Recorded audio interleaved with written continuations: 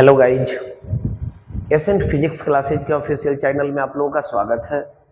आज की इस वीडियो में हम बात करने वाले हैं capacitance of parallel plates capacitor, जिसको हिंदी में हम लोग समांतर प्लेट संधारित्र की धारिता कहते हैं। ठीक है ना। तो पैरेलल प्लेट कैपेसिटर का कैपेसिटी क्या होगी, कैसे हम फॉर्मूला को फाइंड आउट करेंगे, उसके बारे में हम आज क्या करने वाले हैं, डिस्कस करने वाले। ठीक है ना। तो ध्यान देना, यहाँ पे सबसे पहले तो ये जान लीजिए कि पैरेलल प्लेट कैपेसिटर होता क्या है। कैपेसिटर क्या होता है, मैंने इससे पहले की वीडियो में डिस्कस कर चुका है। तो पैरेलल प्लेट कैपेसिटर में आप इतना ही समझिए कि दो कंडक्टिंग प्लेट्स होते हैं। कितने कंडक्टिंग प्लेट्स होते हैं? टू कंडक्टिंग प्लेट्स होते हैं। और दोनों प्लेट आपका जो है सो कि एक दूसरे से स्मॉल डिस्टेंस के थ्रू क्या होता है, सेपरेटेड होता है। जैसा कि आप फिगर में देख रहे हैं यहाँ पे कि हमारे पास एक प्लेट ए है और दूसरा प्लेट क्या है, बी है। ठीक है ना। और प्लेट ए को मैंने चार्ज दिया है कितना, मान लेंगे हम प्लेट ए को चार्ज दिया गया है कितना, प्लस क्यू, और बी को चार्ज दिया गया है कितना, माइनस क्यू। दोनों प्लेट के बीच का जो डिस्टेंस है वो कितना मान लिया हम, डी। ठीक है ना। तो देखिए यहाँ पे अब, और ये भी मान लेंगे कि यहाँ जो हम लोग कैपेसिटर का कैपेसिटी निकालेंगे या कैपेसिटेंस निकालेंगे, वो ये मानकर निकालेंगे कि दोनों प्लेटों के बीच जो मीडियम है वो किसका है, एयर और वैक्यूम का है। एयर और किसका है, वैक्यूम का। ठीक है ना। तो देखिए यहाँ पे हमने एक पैरेलल प्लेट कैपेसिटर को ले लिया, जिसके दोनों प्लेट के बीच का डिस्टेंस कितना मान लिया, डी मान लिया। अब देखिए यहाँ पे प्लेट ए को चार्ज मान लेंगे हम कि प्लस क्यू दिए, और बी को चार्ज मैंने कितना दिया है, ध्यान से देखना है यहाँ पे, माइनस क्यू। ठीक है।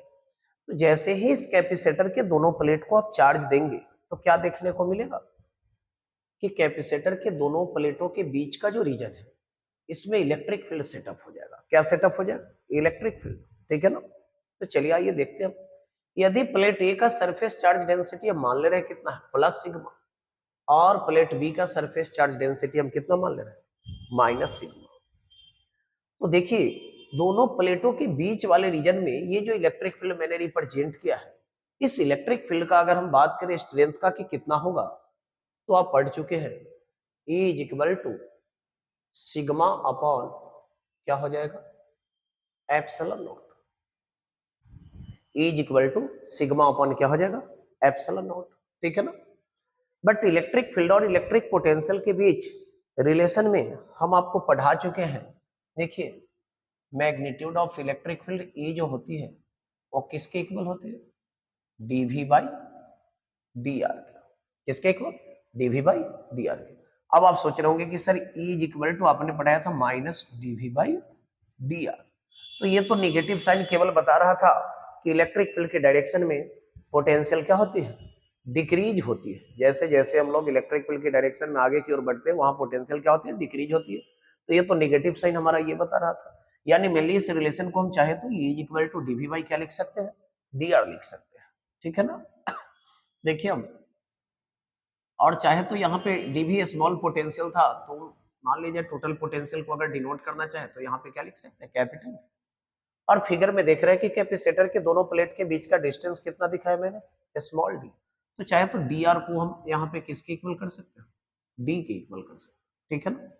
देखिए अब, तो हमारे पास E इज इक्वल टू क्या गया, V बाई डी, यानी V का वैल्यू निकालेंगे हम तो ये किसके इक्वल हो जाएगा, ED के इक्वल हो जाएगा।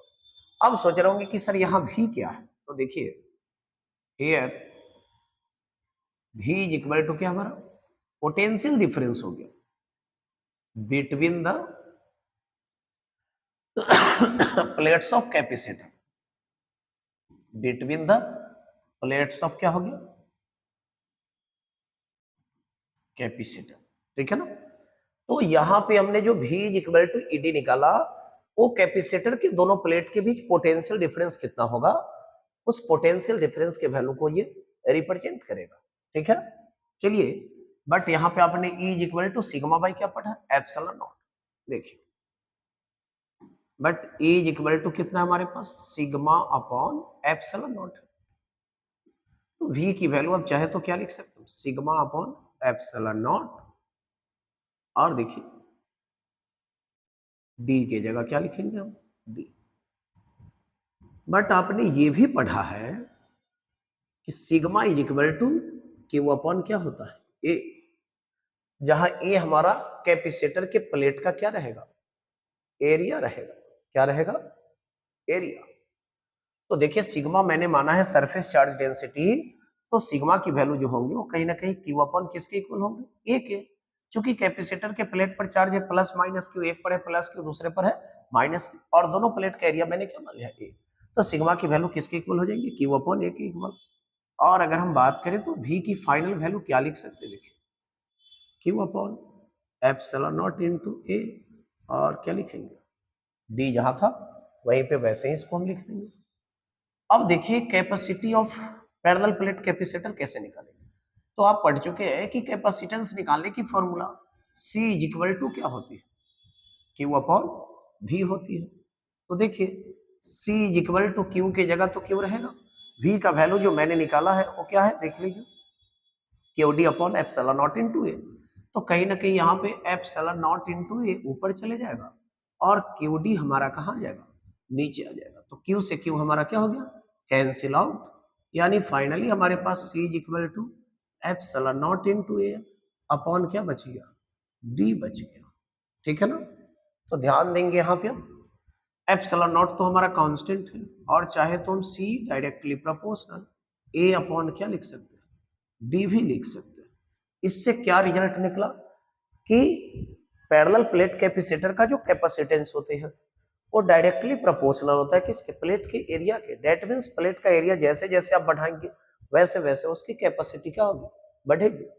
और इनवर्सली प्रोपोर्शनल होता है किसके, दोनों प्लेटों के बीच के डिस्टेंस के। यानी दोनों प्लेट के बीच का डिस्टेंस आप जैसे जैसे बढ़ाएंगे वैसे वैसे कैपेसिटर की जो कैपेसिटी होगी वो क्या होगी, घटेगी। तो आई होप कि ये वीडियो आप लोगों को अच्छा लगेगा। आप इसे ज्यादा से ज्यादा लाइक और क्या करें, शेयर करें। मिलते हैं हम फिर से नए वीडियो के साथ।